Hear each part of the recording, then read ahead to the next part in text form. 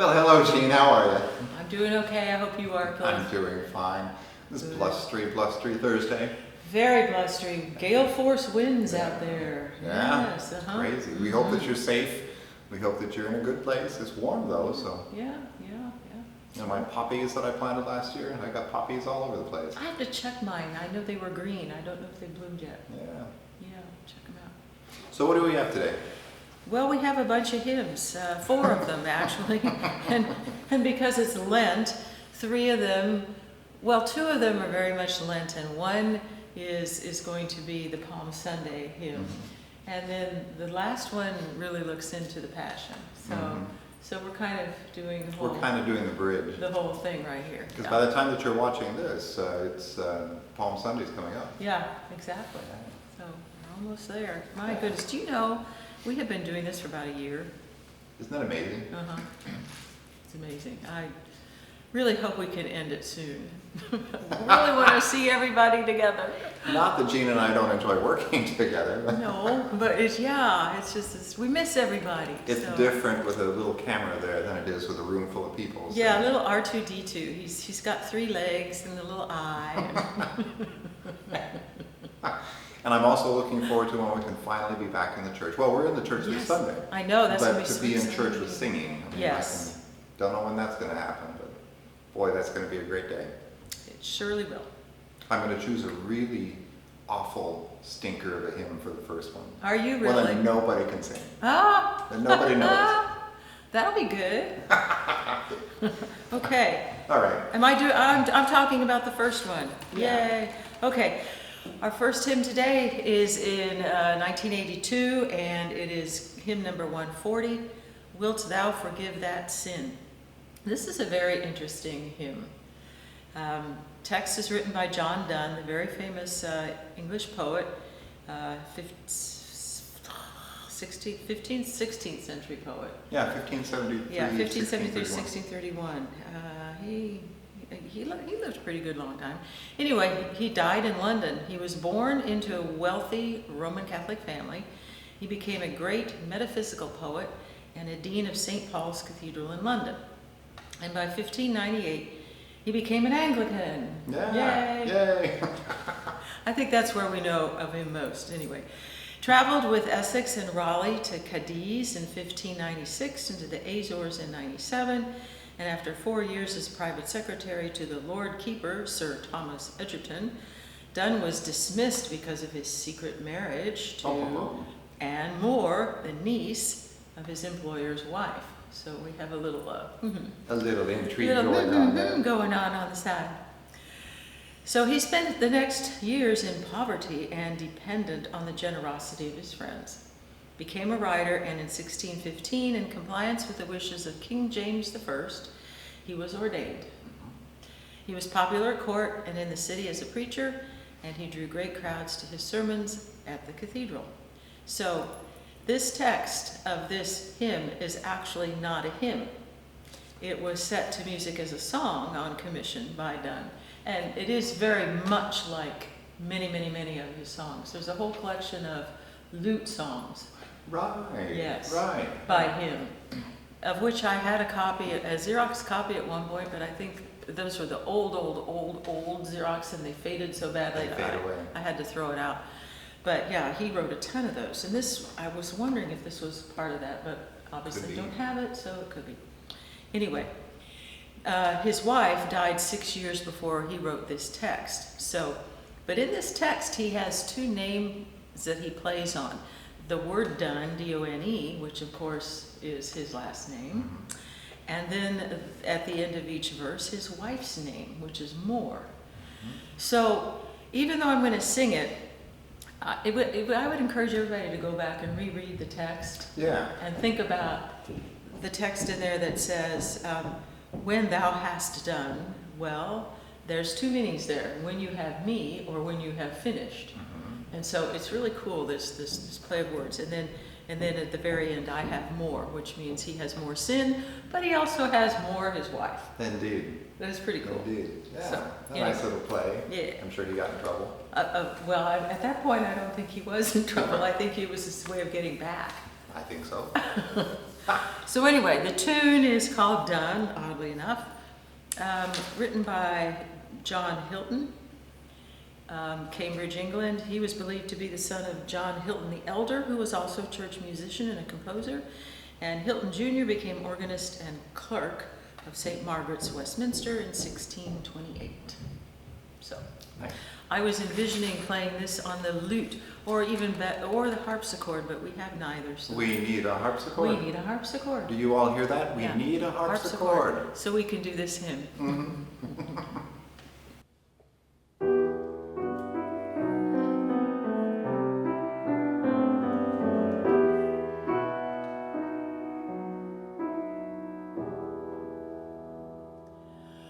Wilt thou forgive that sin where I begun, which is my sin, though it were done before? Wilt thou forgive those sins through which I run? And do run still, though still I do deplore. When thou hast done, thou hast not done, for I have more. Wilt thou forgive that sin by which I won others to sin, and lead my sin their door? Wilt thou forgive that sin which I did shun? A year or two, but one would in a score. When thou hast done, thou hast not done, for I have more. I have a sin, a fear, that when I've spun my loss, that I shall perish on the shore. Swear by thyself that at my death thy sun shall shine as he shines now and heretofore. And having done that thou hast done, I feel no more.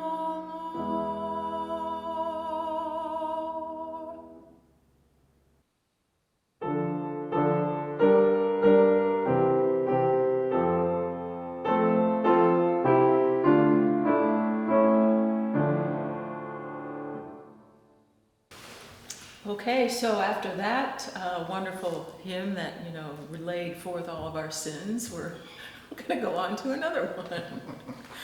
This is number 150, 40 Days and 40 Nights. I feel like we've been in Lent for a whole year right now. It's like 365 days or 40 months. Anyway, this hymn is a hymn, and it really says Lent to most of us. Yeah. Pretty traditional. So the text is written by George Hunt Smitten. He was born in India in 1822. He took holy orders in 1848 and served parishes in England. He resigned suddenly in 1859 because of his health, poor fellow, and then he died suddenly and friendless. Yeah. Even worse. In Germany. And buried in a pauper's grave. Yeah. He didn't. That was It's unfortunate. not a Not nice a good. end. No, not a good life. Originally, it had 9 stanzas recalling all of Christ's temptation and the many ways that Christians are drawn into sin. So, yeah, at least 9 ways. So I wonder if maybe that's where we're going wrong, because we only have 5 here. It could be. Maybe this would be instructional. Yeah. There's 4 more ways that you can keep out of Yes. sin. Yes, sir. So, the tune is called Aus der Tiefe ruhe ich. Out of the depths I cry unto thee. Popular one that Bach has set to Kraut preludes. Yeah. That Bach said everything. He to said Kraut everything. preludes. Well, he had to. He had to come up with something new every Sunday. Can Every you week. imagine? I know. He recycled a lot of stuff, but oh my God. But still, a lot of stuff. Anyways, written by a German guy by the name of Martin Herbst, 17th century, born in 1654, died 1681. He's about almost Bach's contemporary in a way. Yeah, Bach was 1685 to 1750, So a little older. Yeah, a little over, okay. Anyway, he studied in Nuremberg and Altdorf and Jena. Never heard of Jena. In 1680, he became rector of the Gymnasium and pastor at St. Andreas Church in Eisleben, and he died of the plague. Whoa, poor Well, fellow. Talking about plagues. Talking about plagues, well, yeah, we got a pandemic, so. Yeah, and this brings a little bit further home. We'll talk in a little bit about one of my favorite hymn writers, Paul Gerhardt. Oh, who yeah. was alive right during that time too. Yeah, yeah. Unbelievable. Yeah. Excellent. We got 5 verses. How many do you want to do? Shall we do 3? Let's do that. Okay, we'll do 3. Okay. Which ones? Me. Gotta do 1. 1, 3, and 5. That works.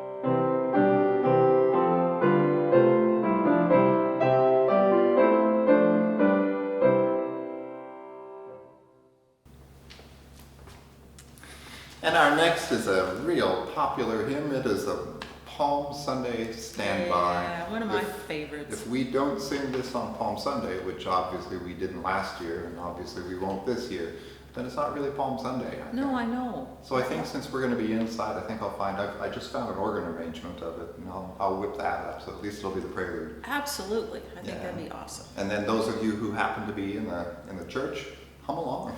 Hum along under your mask. This is All Glory, Loud and Honor. This is number 154 in the hymnal 1982. Written by Theodulf of Orleans, who was born in Spain about 750, and he died in Orleans about 821. He was named the Bishop of Orleans. I don't speak French, but I'm doing the best. But you're I can. doing very well. He was named bishop by the Emperor Charlemagne in 781, and he remained his counselor and theologian throughout his reign. During the political troubles after the death of Charlemagne, Theodulf was removed from Orleans. He was imprisoned for alleged complicity in a plot to overthrow King Louis I, which Theodulf denied, and he was perhaps exiled. And most of his works are poems. He may have written this one in prison. Wow. And I like these old things, he may have. I mean, somebody did the research and Mhm. figured around the time. We don't know for sure. There were originally 38 verses Good. in Latin. Heavens. And we complain because we have to sing 5. Yes. There's a myth, and I love these little side stories, these myths that we find. And this myth states that on Palm Sunday, 821, King Louis was at Angers. Close. Close. Close enough. And King Louis took part in the procession. As the procession passed Theodulf's cell, he stood at the open window, and while the people were silent, he sang this hymn. That's interesting. The king loved the hymn and ordered Theodulf to be set free, restored him to his see, and ordered that this hymn always be sung on Palm Sunday. How about that? But it ain't necessarily so. Louis was never in Angers after 818, and Theodulf was not restored but died in Angers. So there you are. And there's the rest of the story. Here's our rest of the story. Here's a nice little verse that was sung till the 17th century, and I love this too. It changes. I mean, with how we perceive things change, you know. Be thou, O Lord, the rider, and we the little ass, that to God's holy city together we may pass. Yes. Yeah. We A don't do very simple meaning at one time. I know. I wonder why that's not in our hymnals today. Do you think? The tune is Valet will ich dir geben. See, German I can figure out. By Melchior Teschner, who was born in 1584. He was a German. He studied theology and philosophy and music with Bartholomeus Gessius, Wow. who was a cantor and teacher in Schmiel, and he later went to Wittenberg University. Some reformer went to Wittenberg University. He was called as cantor and teacher in his hometown of Fraustadt. That's where he served at the Church of the Kripplein Christi, and he met the famous preacher Valerius Herberger, who became a pastor there in 1590. In 5 months in 1613, over 2,000 people in Fraustadt died from the plague. Wow. I know. You know, we forget about that. We do. The plague hit Europe, what, 3 times? Yeah. It did. Yeah. And they never really knew what caused it, I don't think, until the 3rd plague. They didn't put together Right. the fleas and the rats. And of course the rats were in the ships and they sailed all over the world, so they took the plague all over with them. Yeah. And here we have to look at this modern miracle. I mean, we've got vaccines now. In 1 year. And how Well, in this one, in 1 it year. was so quick for them to come up with these things. That's unbelievable. I know.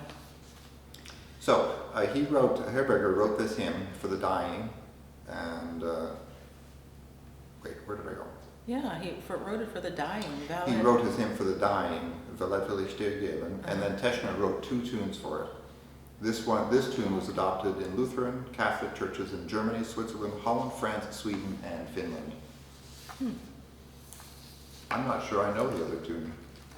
I wouldn't know the other tune. Yeah, that might be something I would look up sometime. I think it's so cool too that Theodulf of Orleans wrote this thing in 750, and we still sing the text today, Isn't that something? like 1,300 years later.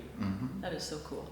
And that's what I appreciate about our body of hymnody, is that Yes. we are singing. It's like the words that we speak. Yes. The words that we speak have been tested and time-worn.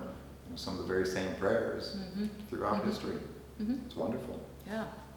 And hymnody is a good treasury of all that. Yes, it is. Okay, so we'll do 3 verses. We're doing, what are we? 1, 2, and 4. 1, 2, and 4. Oh, good, the company of angels. Like that.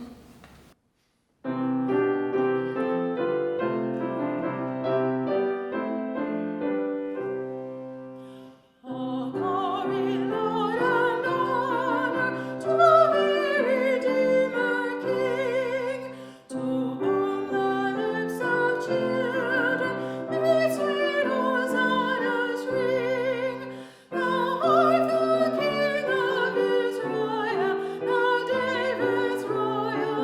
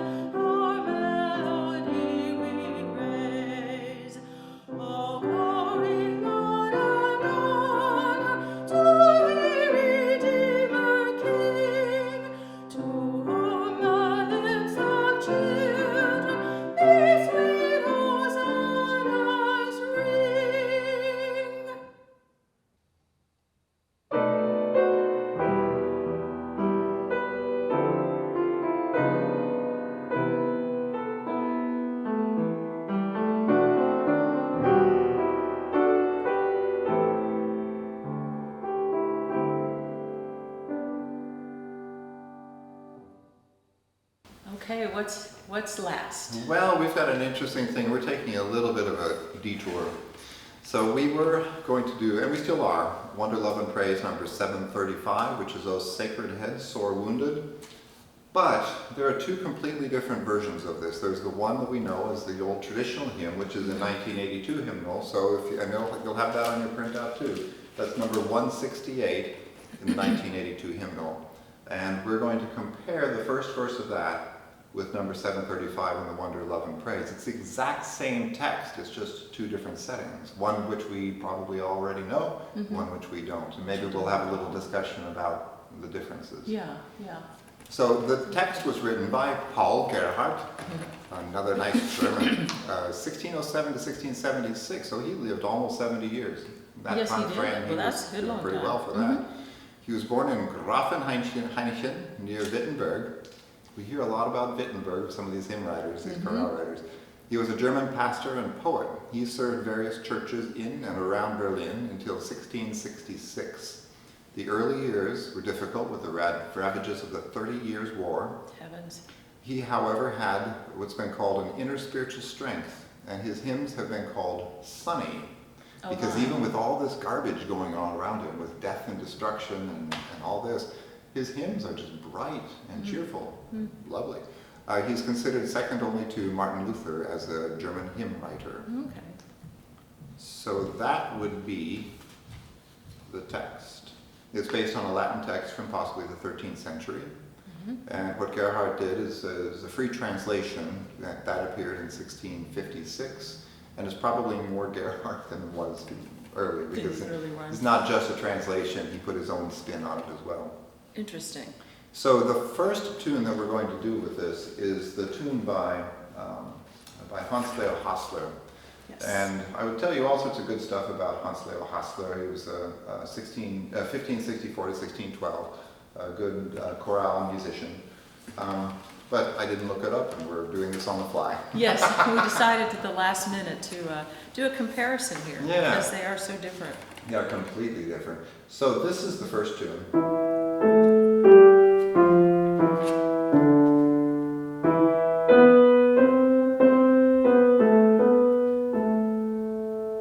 And I'm going to have Jean sing the first verse. Very good.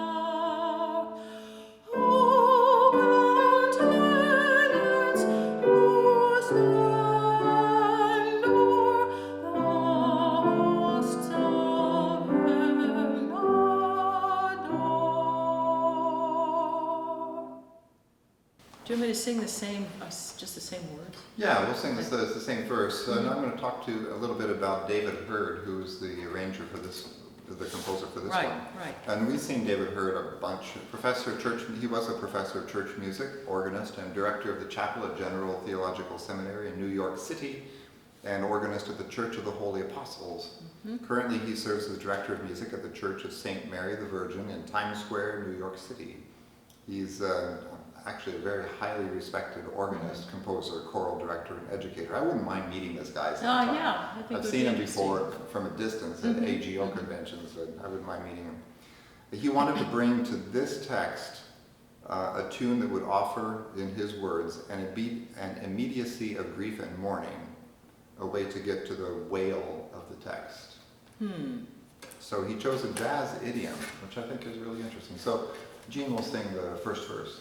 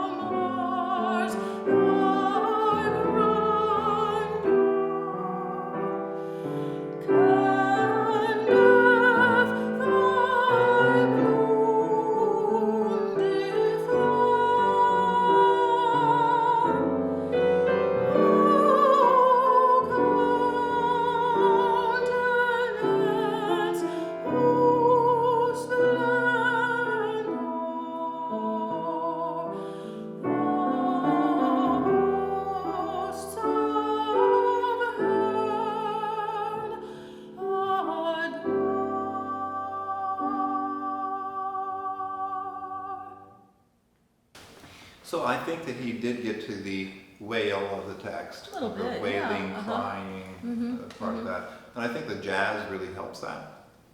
Yes, and the harmonies, and as I was singing it before, it also reminded me a little bit of Herbert Howells in some places.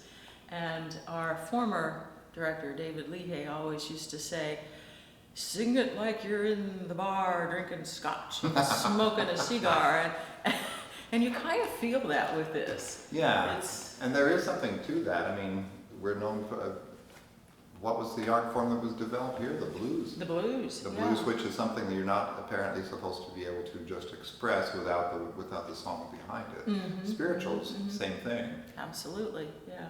So it's very interesting. Where I think this falls is as a congregational song. Yes, I don't know how a congregation would be able to learn this. They would have to repeat it many, many times. And considering that it's a passion hymn, I mean, how many times do you sing "O Sacred Head, Sore Wounded"? Right. Once a year. So unless you've rehearsed your congregation and you have a choir leading it, it almost seems like too much trouble. And for what reason? Where this works is as a solo. So Yes. if it were like a Passion Time event, or if it were during communion on Palm Sunday after the Passion has been read, this would make a lot of sense. Very good places to put this. Yeah. Yeah. And that also is part of the purpose of a hymnal, right? A hymnal is there for, it's a book for the people. It's for the people, it's for the congregation to sing. And some would argue that a hymnal also is it's a book of anthems, and it's something that a choir sings in place of what the congregation sings. But our own practice is to have the congregation sing. So I think it's a very nice. It's a very interesting composition. very interesting setting, and as I worked on it, I thought, yeah, this really has some beautiful parts to it. Yeah, very nice. Well, that was a lot of fun. That was fun. It's I mean, always Lenten interesting. music, but it was fun. Yeah, it's good stuff. Yeah. Good stuff. Hope you're doing well, and hope to see you real Soon. soon. Yeah, and this is, did you know, Jean, this is the last time that we'll do one of these from here? Oh, because is the piano being The moved? piano's being moved. Yay! Yeah, so next time you see it, we'll be in the corner of the sanctuary over there. Cool. In the nave. Nice. It'll be nice. Yeah. Yeah. Very good. Yeah.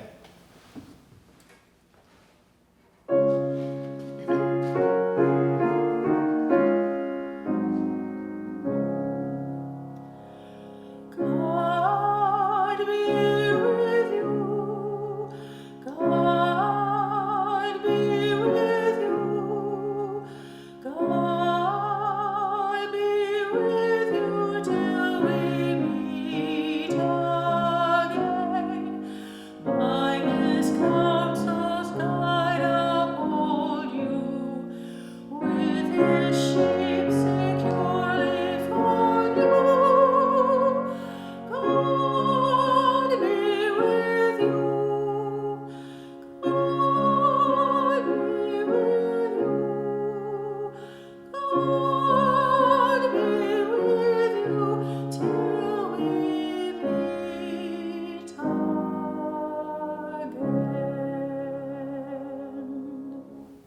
Peace. God's peace, everyone.